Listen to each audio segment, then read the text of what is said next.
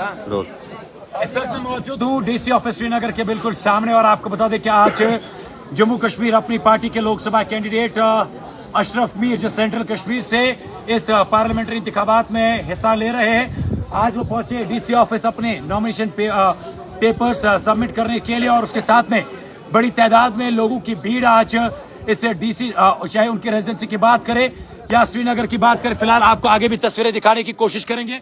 सबसे पहले यहाँ पर कुछ लोगों से बात करेंगे कि जो अशरफ मीर के साथ में मौजूद थे। जनाब, क्या कहना चाहेंगे जिस हिसाब से आज अशरफ मीर के साथ में लोग जुड़े जो आज डीसी ऑफिस में अपने नॉमिनेशन पेपर फाइल करने के लिए?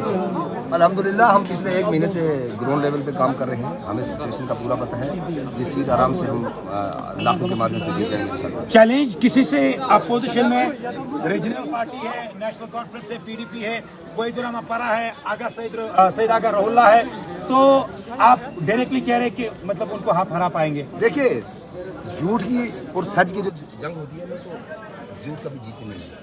अपनी पार्टी का एक मौका है सच्चाई की लड़ाई लड़नी और सच के सामने झूठ ना जीतेगी। उन लोगों ने तो पिछले 70 साल से नेशनल कॉन्फ्रेंस और पीडीपी उन लोगों ने हमेशा झूठ बोला है।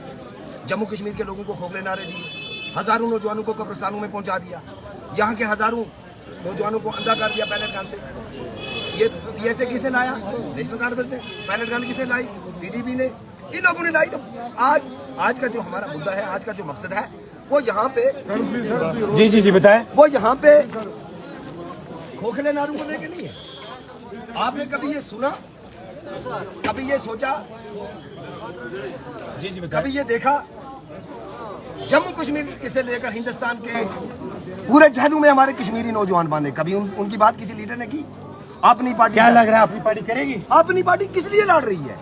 अपनी पार्टी तो इसीलिए लड़ रही है, सबसे पहले हमारे लिए डेवलपमेंट का मुद्दा पीछे है, बाकी चीजों का मुद्दा पीछे है। सबसे पहले हमारे उस माँ बाप को, जिस माँ बाप का नौजवान दिल्ली के तहल जेल में बांधा है, जो बम्बे और दूसरे जेलों में बांधे, सबसे पहले अपनी पार्टी दिल्ली में जाकर उनकी बात करेगी। हिंदुस्तान के वजीर आजम के साथ, हिंदुस्तान के होम मिनिस्टर के साथ सबसे पहले हमारी पार्टी उन लोगों को छुड़ा के लाना है। और दूसरी बड़ी बात, आपको तो बीजेपी का बी टीम कहा जाता है। बीजेपी हो कोई हो, दिल्ली में कोई आपको बी टीम कहा जाता है।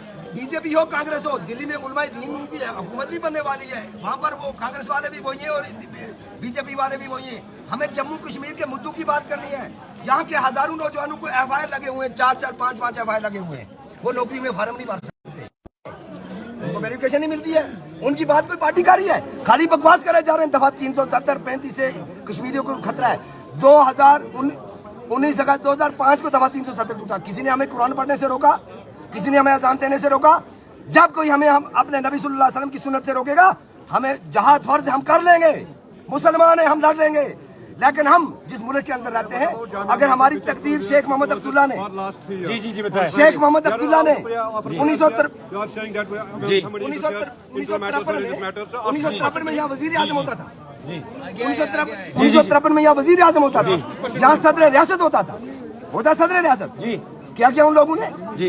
क्या किया? इंदिरा अब्दुल्ला एक कार्ड हुआ, जब दफा 370 की बात करते हैं, गुलमर्ग में जब इंदिरा अब्दुल्ला कार्ड हुआ, वजीर आजम से वजीर आला कौन बना? शेख अब्दुल्ला साहब। लेकिन साफ तौर पर तो ये कहा जा रहा है कि जनाब बीजेपी के रहते हुए कश्मीर के अंदर अपनी पार्टी, जो बाकी पार्टी लोग कहते हैं बीजेपी के रहते हुए कभी कश्मीर के अंदर अमन नहीं हो सकता। बाकी जगहों की बात करें, जामिया की बात कर रहे हैं, बाकी जगहों की बात करें, ऐसा कह रहा है कि जनाब उनके रहते हुए अमन नहीं हो सकता। अल्ताफ बुखारी, क्या आपको लग रहा है कि वो ऐसा भी सेम है कांग्रेस की सरकार में भी? मैं जम्मू कश्मीर के लोगों को एक बात गुजारिश करना चाहता हूँ। 5 अगस्त 2019 को यहाँ से दफा 370 जो एक खोखली बिल्डिंग नेशनल कॉन्फ्रेंस ने और पीडीपी ने खत्म की थी, वो टूट गई। तब से यहाँ गोलियां चली, तब से यहाँ हड़ताल हुई, तब से यहाँ गाड़ियां टूटी। हुआ कुछ नहीं? हुआ ना? नहीं बोलो, हुआ? जी बताएं। कुछ हुआ यहाँ पे? नहीं हुआ। तो क्या होगा? ये ऐसे बोलते शेर आया, शेर आया, शेर आया। शेर आया तो आगे शिकारी बैठे हुए हैं, हम शेर को मार देंगे इंशाअल्लाह अज़ीज़। कश्मीरी इतने बेकार नहीं है। मैं जम्मू कश्मीर के लोगों से एक ही गुजारिश करूंगा कि 70 साल के इन झूठे मकार बेईमान सियासतदानों से अपनी जान छुड़ाएं। एक बार अपनी पार्टी को देके मौका देके देखें, इंशाल्लाह जम्मू कश्मीर की तकदीर बदलेगी। चैलेंज किसके, कंपटीशन किसके साथ में? किसी के साथ में। मेरे वहीदुर रहमान पारा की अगर बात करें, रीजनल पार्टी है, वहाँ उसके साथ भी लोग थे। बाकी अगर बात करें नेशनल कॉन्फ्रेंस, उसके साथ भी लोग हैं, आपके साथ भी लोग हैं। तो आप किस दावे के साथ कह रहे हैं कि कंपटीशन किसी के साथ नहीं है? मैंने सबसे पहले आपको बोला, झूठ की और सच की जो जंग होती है, सच उसमें जीत जाता है।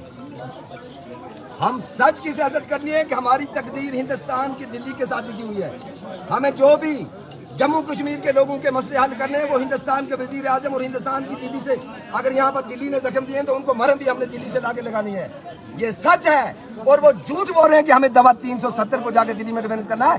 3 पार्लियामेंट मेंबर नेशनल कॉन्फ्रेंस के जब 5 अगस्त 2019 का साइना जो कश्मीरी के साथ हुआ, 3 नेशनल कॉन्फ्रेंस के पार्लियामेंट मेंबर थे, वो सोए हुए थे क्या? वो बात नहीं कर सकते थे?